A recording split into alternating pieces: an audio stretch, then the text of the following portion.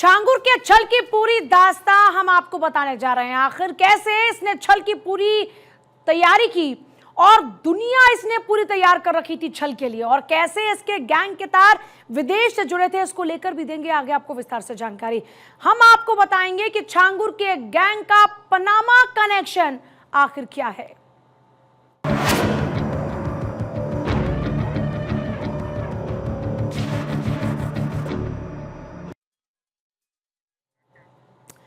छांगुर के मामले में हर रोज नए खुलासे हो रहे हैं। छांगुर और उसके करीबी के फर्जीवाड़े का जाल विदेशों तक फैला है। इसे लेकर बड़े बड़े खुलासों पर एक रिपोर्ट आप देखिए।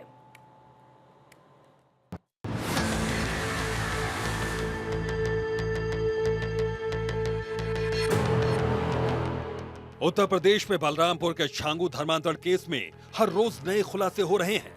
जैसे जैसे जांच का सिलसिला आगे बढ़ रहा है, वैसे वैसे चौंकाने वाले खुलासे हो रहे हैं। छांगुर के फर्जीवाड़े के जाल में जो भी फंसा उसका नुकसान हुआ।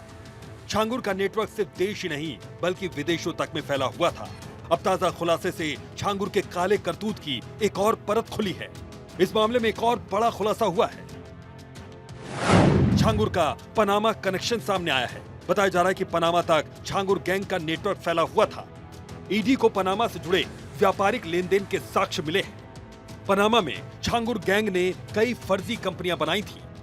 अवैध कमाई छिपाने के लिए यहां पर शेल कंपनियां बनाई गई थी। छांगुर के करीबियों के प्रॉपर्टी डील्स के दस्तावेज भी जब्त किए गए हैं। रोहरा दंपति की प्रॉपर्टी डील से जुड़े कई दस्तावेज जांच एजेंसियों ने जब्त किए हैं। छांगुर से जुड़े एक के बाद एक हो रहे खुलासे से उसके काले करतूतों से लगातार पर्दा उठ रहा है। अवैध लेन देन और धर्मांतरण के कई ऐसे मामले सामने आ गए जिसने छांगुर और उसके गुर्गों की नींद उड़ा रखी है। छांगुर के धर्मांतरण के नेक्सस से जुड़े बदर सिद्दीकी पर भी लगातार आरोप लग रहे हैं। इसी बीच उस पर एक और गंभीर आरोप लगा। आरोपों के मुताबिक एक लड़की को प्रेम जाल में फंसाकर उसके साथ मारपीट की गई थी। इतना ही नहीं, लड़की 2018 से लापता है। लड़की जब से जिम ट्रेनर बदर सिद्दीकी के साथ संपर्क में आई थी तभी से उसका ब्रेन वॉश शुरू हो चुका था। परिजनों का आरोप है कि कई बार उन्होंने पुलिस से गुहार भी लगाई, लेकिन इस मामले में कुछ खास एक्शन नहीं हुआ।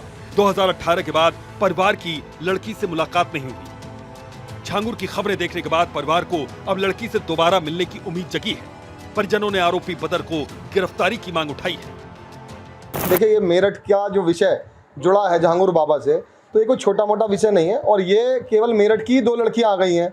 एक यहाँ आपका नेगी परिवार की है, दूसरी जो है त्यागी परिवार की है। तो इन लड़कियों को लव जिहाद धर्मांतर में फंसाया गया। इनसे और लड़कियां भी फंसवाई गई होंगी इन्हें ब्लैकमेल कर करके। और ये जो लड़की है नेगी परिवार की, ये लड़की को जो है पहले इसे फंसाया लव जिहाद में। यहीं का जो सिद्दीकी है लड़का, वो जिम ट्रेनर बताया गया। तो जिस एंगल पे जिम ट्रेनर के साथ कितनी लड़कियां उसके जाल में थी। छांगुर के खिलाफ जांच भी जारी है तो दूसरी ओर उसके खिलाफ फतवा भी जारी किया जा रहा है। इसी कड़ी में ऑल इंडिया मुस्लिम जमात के अध्यक्ष मौलाना शहाबुद्दीन ने छांगुर के खिलाफ फतवा जारी किया है। बरेलवी ने कहा कि छांगुर जैसे लोग इस्लाम के खिलाफ हैं। बरेलवी का कहना है कि मुस्लिम समाज के लोग ऐसे लोगों का बहिष्कार करें। जलालुद्दीन उर्फ छंगूर बाबा के ताल्लुक से बहुत सारे लोगों ने मुझसे मसले शरई दरियाफ्त किया कि क्या इस्लाम मजहब इस बात की इजाज़त देता है कि जबर के जरिए, जुल्म के जरिए या दबाव डाल करके या लालच दे करके इस्लाम कबूल कराया जा सकता है या नहीं। फतवा पूछा तो मैंने उस पर शरई हुक्म बयान किया और स्पष्ट तरीके से हमने ये कहा, फतवे में कहा गया है कि मजहब इस्लाम इस बात की इजाज़त नहीं देता कि जबर के जरिए, जुल्म के जरिए या दबाव या लालच दे करके किसी का मजहब कबूल कराया जाए। छांगुर उर्फ जलालुद्दीन के अवैध धर्मांतरण रैकेट का नेटवर्क देहरादून से भी जुड़ा सामने आया। यूपी पुलिस की एटीएस छांगुर की जांच करने वाली जगहों तक उसे लेकर जाती रही है। यूपी एटीएस छांगुर के धर्मांतरण रैकेट के ठिकानों पर भी लगातार छापेमारी कर रही है। इस पूरे मामले की तफ्तीश में जुटी यूपी एटीएस की टीम ने देहरादून से एक पुरुष और एक महिला को 2 अलग अलग थाना क्षेत्रों से हिरासत में लिया था। वहीं इस पूरे मामले को लेकर देहरादून के आला अधिकारियों ने जानकारी दी कि इस पूरे प्रकरण को लेकर यूपी एटीएस की ओर से जांच की जा रही है। उन्होंने बताया कि इसमें जो संदिग्ध था उससे पूछताछ के लिए ले जाया गया है। साथ ही एक महिला का नाम भी सामने आ रहा था, उससे भी पूछताछ की गई है। एसएसपी देहरादून ने बताया कि उत्तराखंड में सख्त धर्मांतरण कानून लागू है और अगर यहाँ ऐसा भी कोई मामला सामने आया तो उस पर सख्त एक्शन होगा। लोग जो यहाँ पर गैर प्रांतों से खासकर 80 से ऊपर जो देखा गया कि गैर प्रांतों से दूर स्थानों से आकर यहाँ पर छद्मवेश में लोगों को ठगने का प्रयास और धार्मिक क्रियाकलापों के माध्यम से लोगों को डराने का प्रयास करके ठग रहे थे, उसमें भी काफी कमी आई और अभी तक 121 लोग हमारे रडार पर थे। इसके बाद भी हमारी टीमें लगी हैं जो इस तरह के लोग कहीं घूमते दिखते हो या किसी छद्मवेश में किसी जगह कुटिया बनाकर रह रहे हैं या कहीं ठगने का प्रयास कर रहे हैं, तो उसमें भी हमारी टीमें काम कर रही हैं और लगातार इस ऑपरेशन कालनेमी के तहत हमारी सतर्क दृष्टि पूरे जनपद में बनी हुई है। फिलहाल उत्तराखंड में ऑपरेशन कालनेमी भी चल रहा है। इसके तहत राजधानी में 121 ढोंगी बाबा को गिरफ्तार किया गया। इनमें एक बांग्लादेशी भी शामिल है जिससे पुलिस पूछताछ कर रही है। उन्होंने बताया कि मुख्यमंत्री पुष्कर सिंह धामी के निर्देश पर यह अभियान पूरे प्रदेश में जारी है। देखिए, माननीय मुख्यमंत्री जी के निर्देश पर एक ऑपरेशन कालनेमी प्रारंभ किया गया था जिसमें विस्तृत दिशा निर्देश भी हमें प्राप्त हुए थे और इसको देखते हुए पूरे प्रदेश में खासकर राजधानी देहरादून में भी इस अभियान की शुरुआत की गई थी और विगत एक सप्ताह के अंदर करीब 121 लोग जिसमें एक बांग्लादेशी नागरिक जो यहाँ पर छद्मवेश बनाकर यहाँ पर वेशभूषा में रहकर यहाँ पर लोगों को ठगने का प्रयास कर रहा था, उसका भी हमने गिरफ्तार किया था जो अभी जेल में है और जिसका भी आइडेंटिफिकेशन हो गया है, जिसको जल्दी ही बांग्लादेश डिपोर्ट किया जाएगा। एक बार फिर से बात करें छांगुर की तो ईडी उसके एक एक काले करतूत की फाइल खोल रही है। विदेशों में भी उसका काला कारोबार फैला हुआ था। विदेश के कारोबार में माहिर इस खिलाड़ी के खातों की पड़ताल ईडी कर रही है। छांगुर के गिरोह की पड़ताल में जुटी ईडी के हाथ कई अहम सुराग लगे हैं। कुछ ऐसे खुलासे हुए हैं जो चौंकाने वाले हैं। अवैध धर्मांतरण को संगठित रूप से संचालित करने के लिए छांगुर ने उतरौला में ही एक और अड्डा बना रखा था।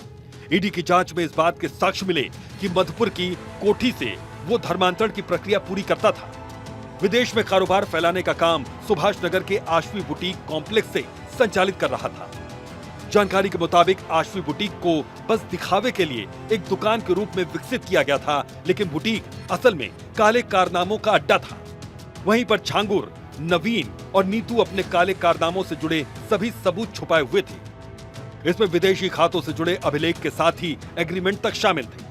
बैंकों से लेन देन और दूसरे कारोबारों की जानकारी इसी कॉम्प्लेक्स में बंद थी। ईडी के हाथ जो सबूत मिले हैं वो छांगुर के करीबी नवीन के सऊदी में कारोबार के साथ ही स्पेन के पनामा में जहाज के काम से जुड़े हुए थे। मुंबई में कॉम्प्लेक्स की जानकारी होने के साथ ही बैंकों का रिकॉर्ड भी मिला है। इससे साफ है कि कोठी में छांगुर केवल मजमा लगाता था, असल कारोबार बुटीक से ही चल रहा था। सिर्फ छांगुर ही नहीं बल्कि छांगुर के करीबी भी एटीएस के निशाने पर है। अभी छांगुर के कई करीबी एटीएस की पकड़ से दूर हैं। इनमें पिंकी, हाजिरा शंकर, एमएन रिजवी, सगीर सभी अंडरग्राउंड हो गए हैं। इन सभी की अहम भूमिका छांगुर के अवैध धर्मांतरण में सामने आई है। सगीर के खाते में विदेशी फंड की भी जानकारी मिली। फिलहाल जांच जारी है जो छांगुर और उसके करीबियों की नींद उड़ाने के लिए काफी है, क्योंकि अब तक के हुए खुलासे इसके अवैध कारोबार की एक एक कड़ी को जोड़ने का काम कर रहे हैं। अब भी कई ऐसी प्रॉपर्टीज हैं जिनमें छांगुर की हिस्सेदारी का खुलासा हो रहा है। Bureau report, Bharat 24।